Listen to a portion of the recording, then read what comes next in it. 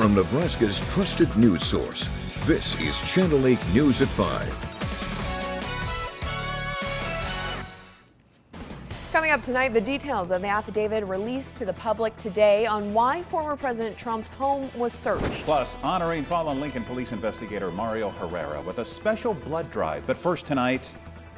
Oh, it'd be way different. I wouldn't be here, put it that way.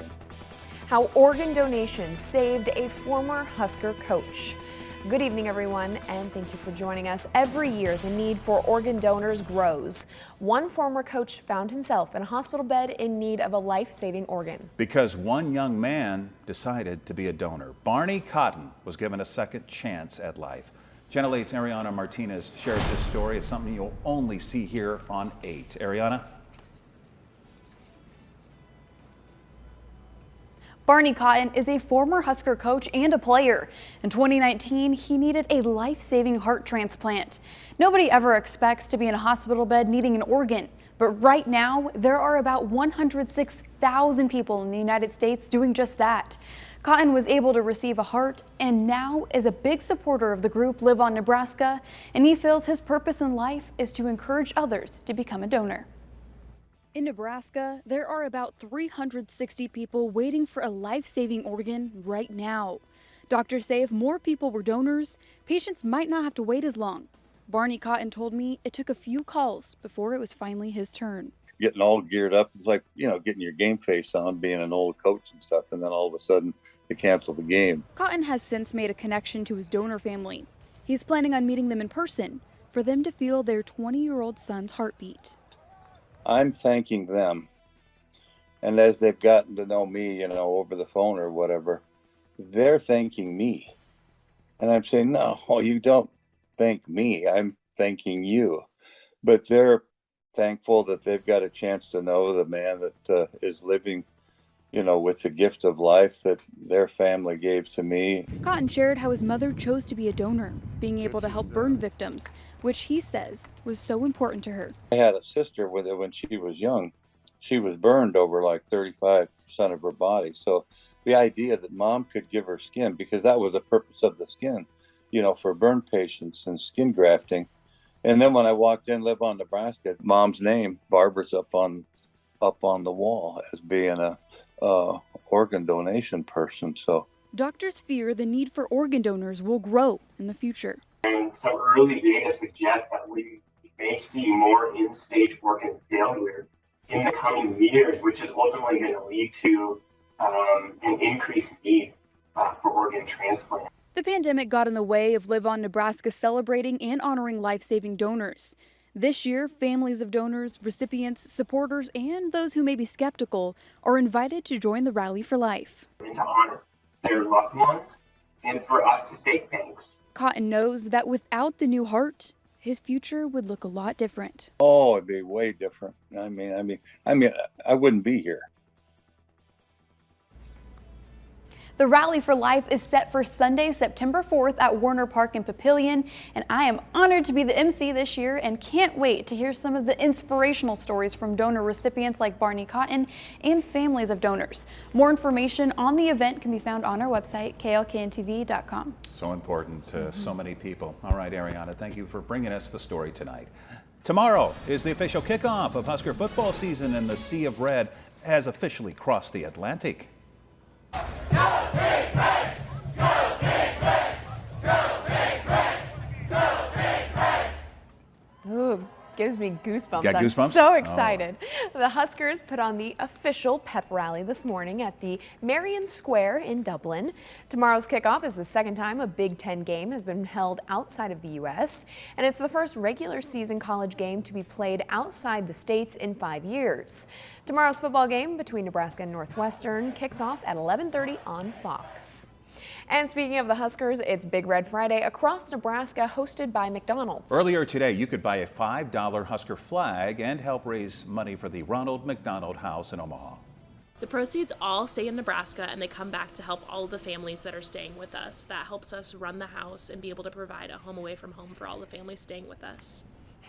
Volunteers stood outside dozens of McDonald's statewide this morning to sell the Husker flags, and again, all for this great cause. Cindy Vase knows this all too well. She says the Ronald McDonald House helped save her, her daughter, and her granddaughter. They fed us, they sheltered us, and I was able to be close to my daughter and the baby, and we brought her home from the hospital, and everybody was in such a good way because of Ronald McDonald House. We want to thank you. Thank you for your donations. By the way, this fundraiser has raised more than $130,000 since 2017 for the Ronald McDonald House there in Omaha. And speaking of football, the high school football season is underway. A full slate of games is on the schedule tonight. Channel 8's Lauren Michelson will have you covered with the year's first edition of the Sports Blitz tonight at 10:15. Our game of the week is the Battle of the Spirit Sword between Lincoln Lutheran and Lincoln Christian. And other news now, today marks 2 years since LPD investigator Mario Herrera died in the line of duty. The 12 Days of Hope Memorial, started by his family, began today with a blood drive. This is the second year of the blood drive to support those who provided for the Herrera family in their time of need. Channel 8's Jessica Blum joins us now with more. Jessica. Lincoln Fire and Rescue and the Lincoln Police Department joined forces today for a blood drive hosted by the Nebraska Community Blood Bank. 2 days ago, almost half of the spots were still open, but by this morning, all the spots were claimed. The 12 Days of Hope resembles the 12 extra days that loved ones got to spend with Officer Herrera before he died. He was attempting to serve a warrant when he was shot, but through blood transfusions and the local blood supply, he was able to hold on a bit longer. We started this kind of memorial blood drive last year, and the Lincoln community always shows up. They always come out. I'm so proud of that. I'm so proud that, we ask and they show up. Organizers were worried because 30 spots were still open a couple days ago, but by Friday morning, all 69 spots were claimed. And this blood drive is only the start of their memorial. If you missed today, another blood drive will be held on September 7th, the last day of the 12 to signify his death. Nebraska Community Blood Bank will set up outside of the Lincoln Police Department on 10th and K Street from 8 a.m. to 3 p.m. that day, and you can sign up for a spot on their website at ncbb.org. All right, Jessica, thank you. The latest now on the Mar-a-Lago search warrant affidavit. The Department of Justice has released a redacted version of it, and they did it today. Large portions of the document, again, were heavily redacted, but the affidavit sheds light on why FBI agents began their probe and searched Donald Trump's home. Here's ABC's Jay O'Brien. The 38-page affidavit is heavily redacted, but gives a clear outline on what led the Department of Justice to take the unprecedented step to execute a search warrant on former President Donald Trump's Mar-a-Lago estate earlier this month.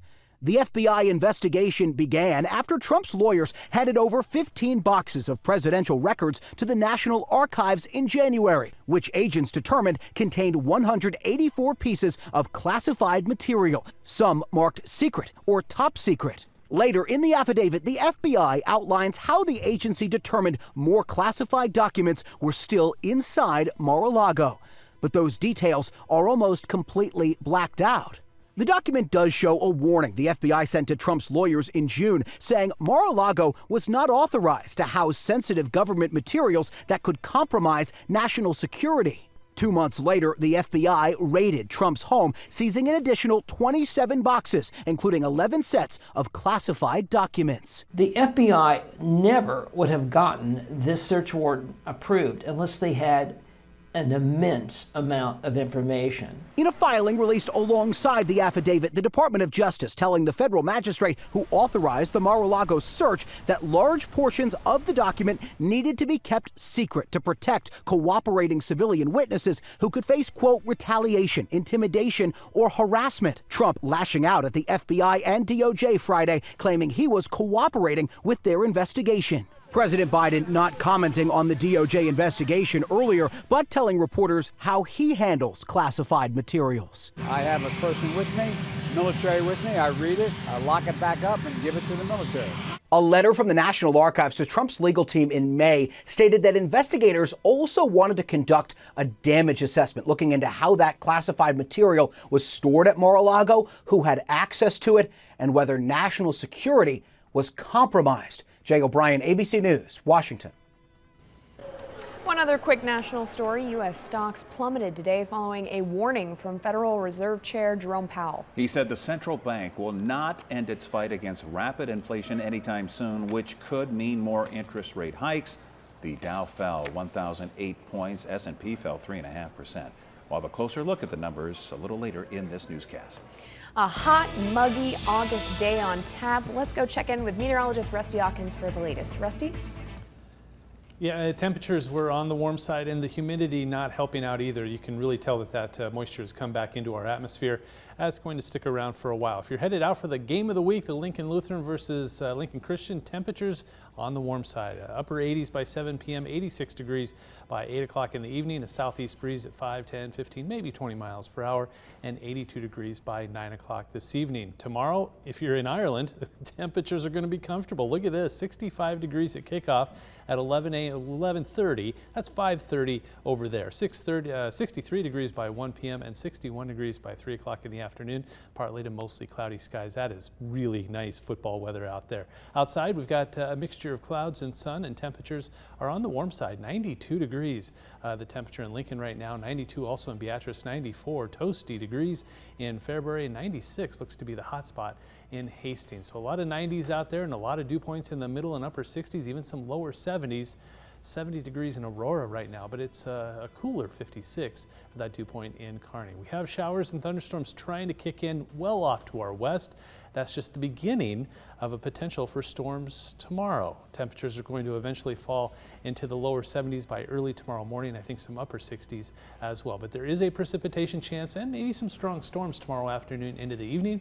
More on that in a few minutes. Sounds good. Thank you, Rusty.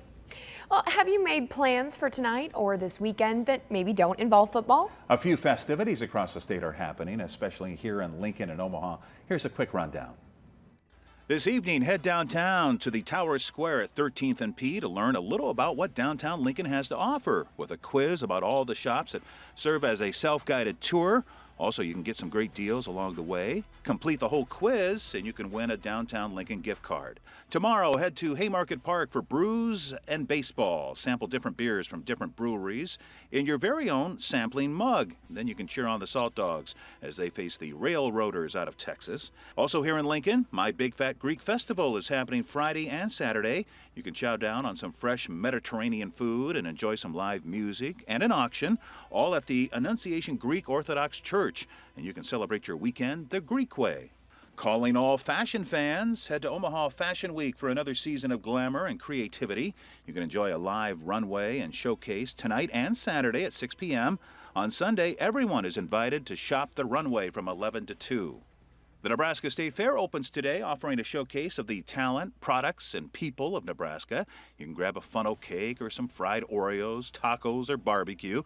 There's live music and a carnival, a craft show, and livestock competitions, plus a lot more for the entire family to enjoy. From today until Labor Day, you can head to Grand Island for a gathering of all the best things Nebraska has to offer.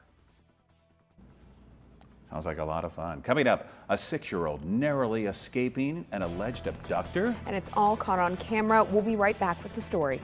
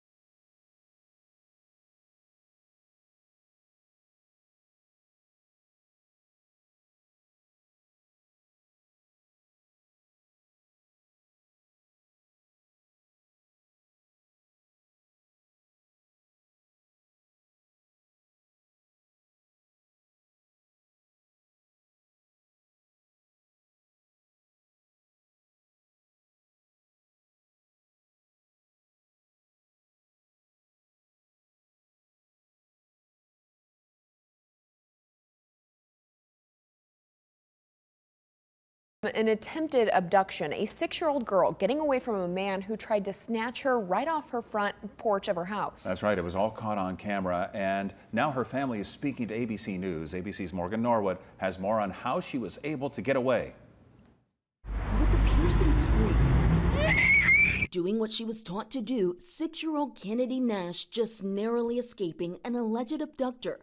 The 6-year-old and her parents speaking exclusively to ABC News. This guy walked by and he touched me and he pulled me. The Ohio family surveillance camera caught it all. You can see Kennedy just steps from her front door when a stranger suddenly grabs her and tries to walk away with her.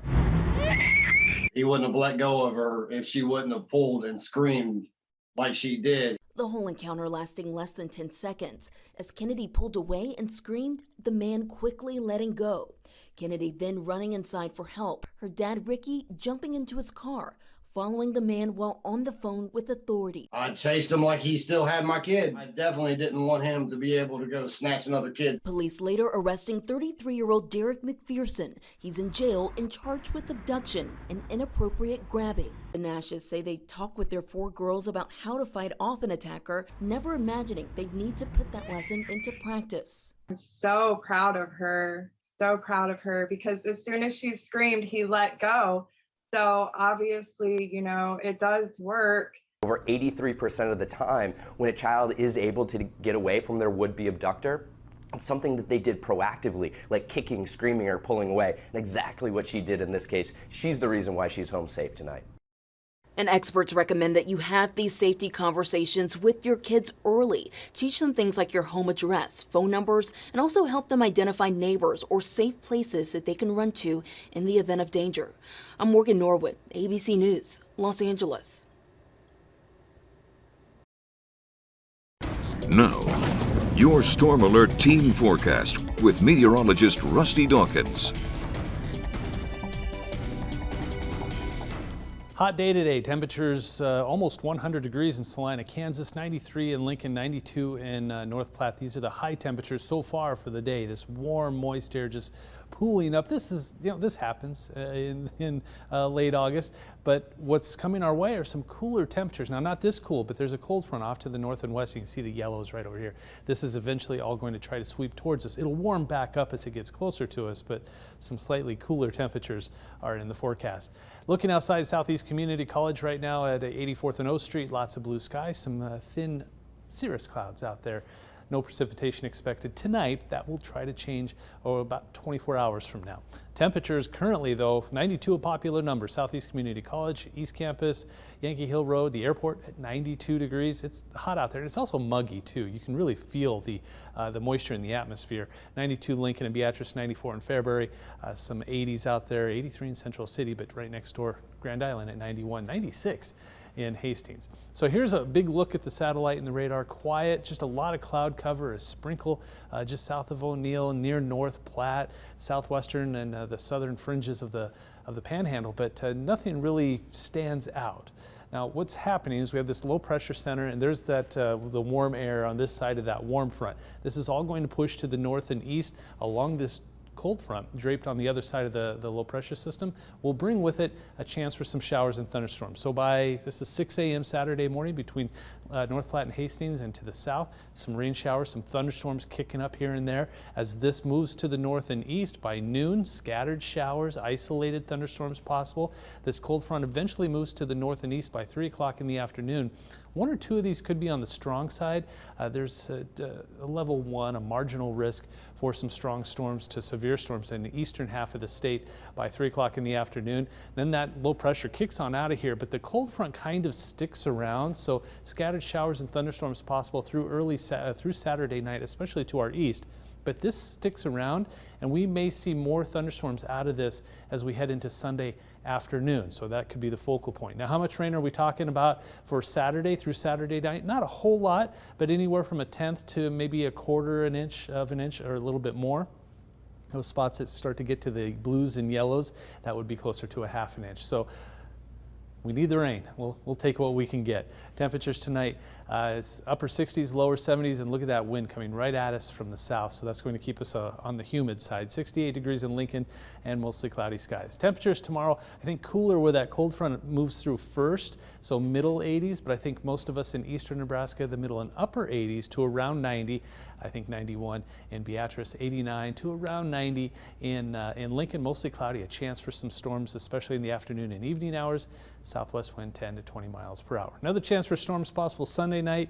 I think that'll be the warmest of them all, 94 degrees on Sunday, and then we start to cool off a little bit and a whole lot of 80s in the next 10 days, 88, 87, and eventually 86 by the middle of next week. That's the last day of August. First day of September, temperatures again in middle 80s, chance for storms on Friday. A quiet one for the home opener on Saturday for the Huskers, and then again another chance for some storms on Sunday. So hot and humid for the next couple of days for the weekend, but we could see some rain, and boy, do we need it. Yes, we do. All right, thank you very much, Rusty. Like we mentioned earlier in the show, a terrible day on Wall Street. The Dow plummeted over 1,000 points. NASDAQ is down nearly 500. Here are some of your local numbers as well. You're watching Channel 8, Nebraska's trusted news source.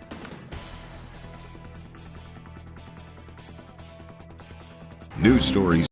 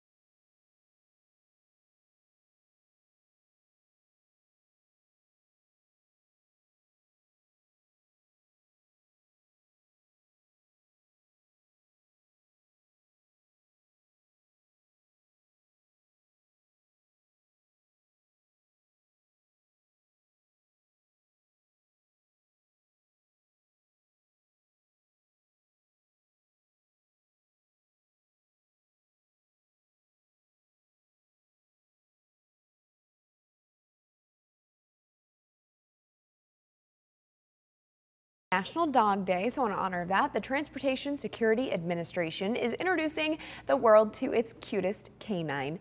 Meet Ebers, the winner of the TSA's 2022 Cutest Canine Contest. The 11-year-old Vizsla Labrador mix is one of the passenger screening canines at Minneapolis-St. Paul International Airport. He can usually be seen with his handler screening travelers and their belongings for explosives as security checkpoints, but has also worked security at big events like the Super Bowl and the Special Olympics World Games. Ebers has worked at the airport for nearly a decade. It is actually the last canine born into TSA's puppy program that's still working for the agency. No retirement there. Aw, what a sweet boy. Right, thanks for joining us. Have a wonderful night. Go Big Red. We'll see you back here at 6. With the Channel 8 News mobile app, you'll be the first to know. Get alerts about breaking news and weather, all in the palm of your hand. We only do one thing at Comfort Made Mattress Factory, handcraft the highest quality mattress possible. It's backed by a lifetime comfort guarantee. Come see us. Closed captioning on Channel 8 Eyewitness News is brought to you by Christensen Hearing Analytics. Rush to Schwer Volkswagen and transform how you think about